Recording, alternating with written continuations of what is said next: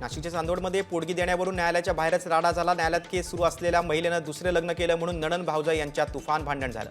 पोटगी घेण्यासाठी दुसरा नवरदेव देखील हजर असल्यानं या नवरदेवांमध्ये देखील जोरदार हाणामारी झाली।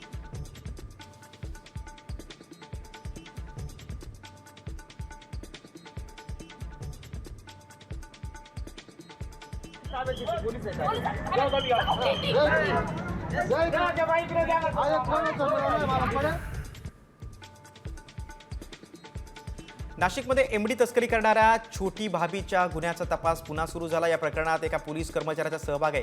युवराज पाटील असं या पोलीस कर्मचाऱ्याचं नाव आहे। दरम्यान युवराज पाटीलनं छोटी भाभी आणि इतर संशयित आरोपींशी फोनवरून संभाषण केल्याचं पोलीस तपासात निष्पन्न झालं।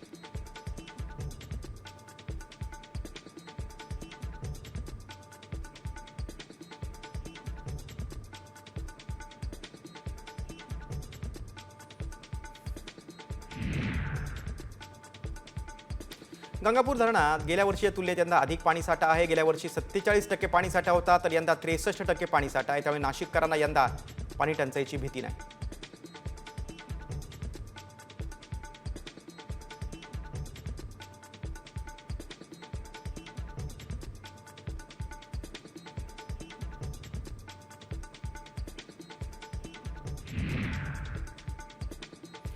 नाशिकच्या येवला येथे वाढत्या तापमानाचा फटका कोबी पिकाला बसला। त्यामुळे कोबीचं मोठं नुकसान झालंय।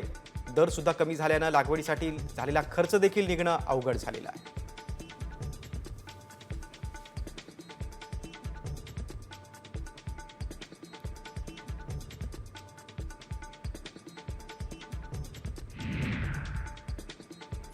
नाशिकच्या ऐतिहासिक श्री काळाराम मंदिरात भाविकांनी रामनवमी निमित्तानं दर्शनासाठी गर्दी केलेली आहे। प्रभू श्रीरामाच्या मूर्तीवर अभिषेक करून पारंपरिक वस्त्र परिधान करून आभूषणं चढवण्यात आली।